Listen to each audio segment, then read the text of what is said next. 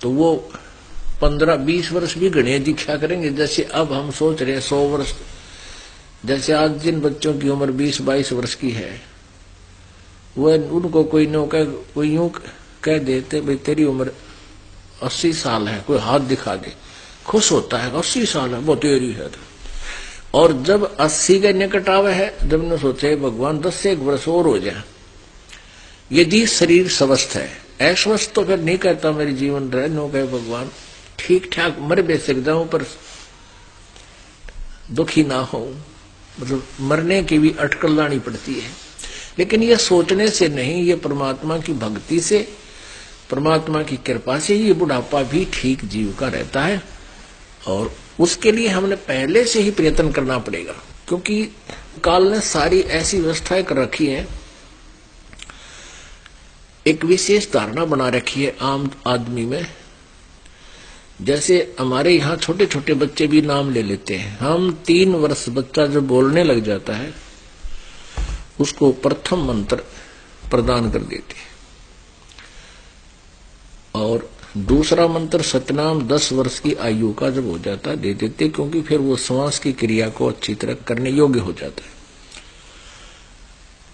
और आम धारणा क्या है, जैसे कोई 40 वर्ष का बच्चा है, 20 वर्ष का है, 15 वर्ष का है, 25 वर्ष का है, लड़का या लड़की, और उसको कोई गांव वाला यूं कहता है, गांव वाले से कहता है नाम ले रहा हूं मत है, ले अभी कोई नाम लेने का टाइम था तेरा, भक्ति तो बुढ़ापे में करा करे।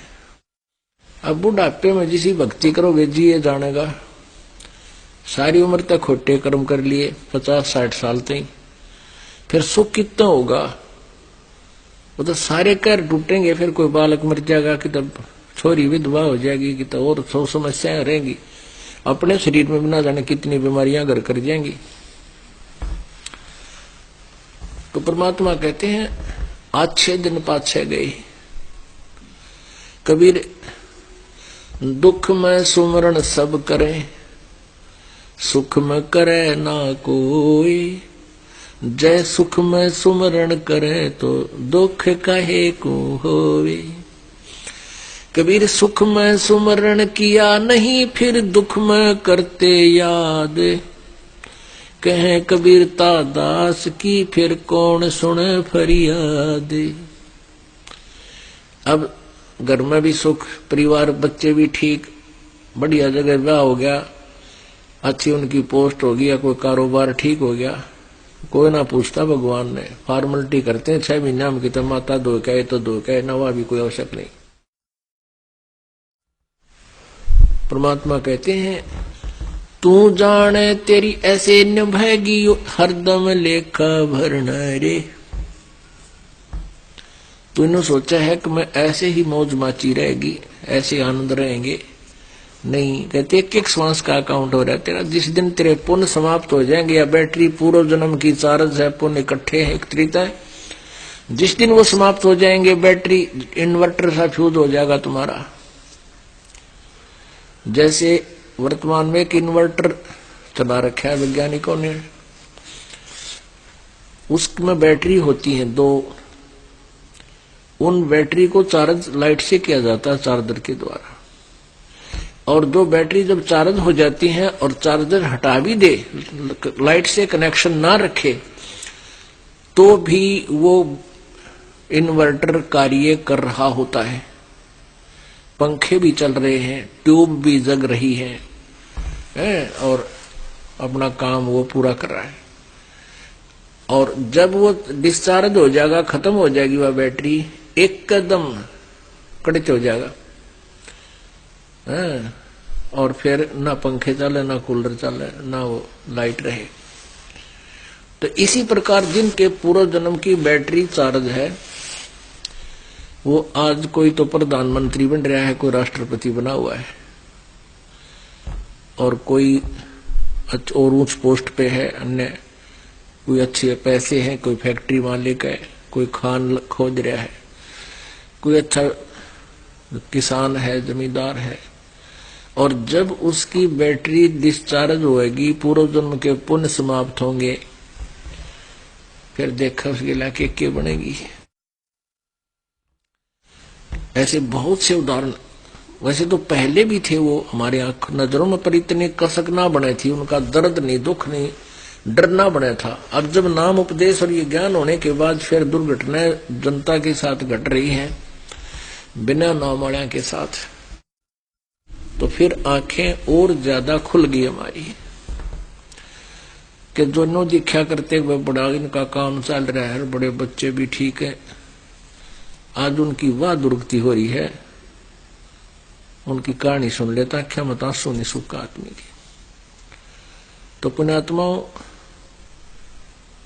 परमात्मा कहते हैं दुख में सुमन सब करे, सुख में करे ना कोई, और जय सुख में भी सुमरण कर ले तो दुख का एक होए।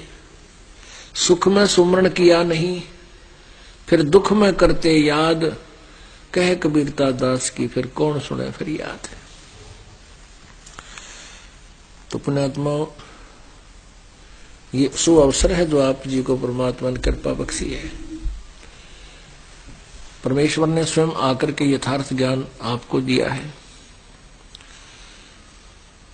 मानो ये आत्मा मानव शरीर धारण करके, जो पुण्य आत्माएं हैं पिछले मनुष्य जीवन से आई हैं, वो परमात्मा की भक्ति के बिना रह नहीं सकते। और वैसे ही आत्मा जब से ये भगवान से विमुख होया है, बिछुड़ कर आया है, सतलोक से आया है, उसी दिन से इसको आभास हो चुका है कि परमात्मा बिना तेरा ठिकाना बिल्कुल नहीं। उसी दिन से फिर खोज करने लग गया है परमात्मा का। इस आत्मा ने उसी दिन से ट्राई शुरू कर दी, लेकिन जहां ये आ चुका है, जहां ये आत्मा आ चुका है, इसको मालूम नहीं तू कहां आ गया। और यहां का मालिक कौन है? काल, ब्रह्म, ज्योति निरंजन सदाशिव, काल रूपी ब्रह्म, ये हमें धोखे में रखे हुए हैं, सच्चाई से परिचित नहीं होने देता। इसका उद्देश्य है कि इनको अपने मालिक की जानकारी ही ना हो। और इसी कारण से ऋषि महर्षियों ने एक अज्ञान थ्योरी बना दी, सिद्धांत बना दिया कि जन्म मृत्यु कभी समाप्त नहीं होता, जन्म मृत्यु तो बना ही रहेगा। गीता जी का उदाहरण देकर समझाया कि ये प्राणी एक शरीर को जब छोड़ता है, दूसरा शरीर इसके लिए तैयार हो जाता है। जैसे एक कीड़ा होता है, कीड़ा वो ऐसे चलता है, पिछले पैर फिर उठा के फिर आगे रख लेता है, फिर अगले दांत से होते हैं आगे पीछे उसके पंजे। कहते अगला पैर अगली टहनी पर रखकर ही वो कीड़ा पिछले पैर को उठा कर आता है। यानी ये जब यहां से शरीर छोड़ता है तो पहले इसका नेक्स्ट जीवन तैयार हो जाता है।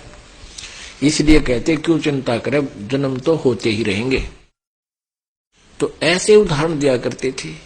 अब आज मनुष्य जीवन है, अगला गधे का तैयार आप हो गया क्योंकि भक्ति ठीक करी नहीं, वो शरीर तैयार है, हो तो मिलना ही मिलेगा। या भूत बन जाओगे, कुछ दिन पितर बन जाओगे, कुछ दिन स्वर्ग में देवता भी बन सकते हो अगर कोई पुण्य अच्छे हो गए तो। लेकिन तत्व ज्ञान के अभाव से हम परमात्मा के विधान से बिल्कुल अपरिचित हो चुके हैं। पुण्यात्माओं, पिछले सत्संग में आप जी को बताया था कि ये प्राणी दो प्रकार से मानव शरीर प्राप्त करता है। एक तो टर्न वाइज इसको मानव शरीर मिलता है, 84 लाख योनियों को भोग कर एक मानव जीवन इसको कंपलसरी मिलता है। वो कबीर परमात्मा ने इस काल को एक आदेश दे रखे है, ना तो यो एक भी जन्म ना दे मनुष्य के, क्योंकि इसको सबसे बड़ा खतरा है कि मनुष्य जीवन प्राप्त करके ये मालिक पा सकता है। इस मनुष्य जीवन में सबसे बड़ी यही एक खासियत है। अन्यथा परमात्मा ने इस मनुष्य शरीर के बारे में क्या बताया है? गर्भ ना करे रे गंवारा, जो बन धन पावना दिन चारा जी। क्या बताते हैं परमात्मा कि पशु के चाम की तो जूती बन जा नौबत और नगारा, नर देही किसे काम न आवे या जड़ बुझ हो जा छारा। कहते पशु के चाम की जूते बन जाते हैं, नौबत और नगाड़ा, ये राजा लोग नगारे बजाया करते थे और कई प्रकार के ढोलक ढालक पर भी खाल लगा कर उसको प्रयोग कर लेते हैं। लेकिन नरदेही किसी काम नहीं आवे, या तो राख बनेगी, व्यर्थ है, यूजलेस। या जो भक्ति नहीं करते, परमात्मा की सत साधना नहीं करते, वो मनुष्य शरीर इतना यूजलेस है, इतना व्यर्थ है, ये पशु से भी बुरा। पशु का चाम भी काम आ जा, पर इसका चाम भी काम नहीं आता, और इससे परमात्मा प्राप्ति हो सकती है। इसलिए ये सबसे उत्तम शरीर यानी चोला बताया है। तो पुण्यात्माओं, आप जी को ये ज्ञान प्राप्त हो रहा है, आपके पुण्यों की कोई गिनती नहीं। और एक तो ऐसे टर्न वाइज जीवन मिलता है मनुष्य का, और एक मिलता है जैसे पिछले संस्कारों के कारण भी आपके कंटिन्यूसली 2, 4, 10, 20, 50, 100 भी मनुष्य जीवन मिल सकते हैं। फिर उनका लाभ के जैसे हम 60 साल का हो लिया, 10 लगभग। अब इस जीवन में हमने क्या मिला, जब ये मार्ग ना मिलता या भक्ति नहीं करते, तो हमने जो प्रोसीजर सुन रखा था, जो मान रखा था कि बच्चों की परवरिश कर देंगे, इनकी शादी कर देंगे, भगवान इनका संतान दे दे, फिर बेशक मर जावा, अगले जन्म मृत्यु होगी, कोई पुण्य शेष रह जाता, अगला जन्म फिर मनुष्य का हो जाता, तो वो प्रोसीजर फिर शुरू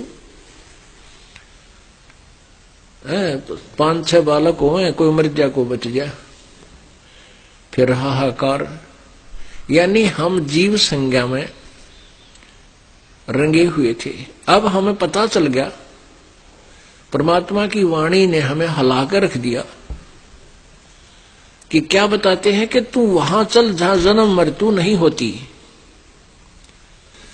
मन तू चल रे सुख के सागर, जहां शब्द सिंधु रत्नागर। कोट जन्म तने भरमत होगे, कुछ ना हाथ लगा रे। कोटि जन्म तने भरमत होगे, कुछ ना हाथ लगा रे। कुकर सुकर खरबया बोरे, कौआ हंस बुगारे। मन तू चल रे सुख के सागर, जहां शब्द सिंधु रत्नागर। कोटि जन्म तू राजा की न्या, मिटी न मन की आशा। कोटि जन्म तू राजा की न्या, मिटी न मन की आशा।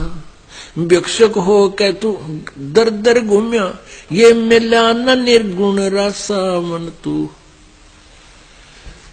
चल रे सुख के सागर, जहां शब्द सिंधु रत्नागर। इंद्र कुबेर ईश की पदवी, ब्रह्मा वरुण धर्मराया। इंद्र कुबेर ईश की पदवी, ब्रह्मा वरुण धर्मराया। विष्णुनाथ के पुर को जाके तो फिर भी वापस आया। मन तू चल रे सुख के सागर, जहां शब्द सिंधु रत्नागर। असंग जन्म तोए मरता होगे, जीवित क्यों न मरे रे। 12 मद महल मठ बोरे, बोहर न दे दुर रे। मन तू चल रे सुख के सागर, जहां शब्द सिंधु रत्नागर। मन तू चल रे सुख के सागर, जहां शब्द सिंधु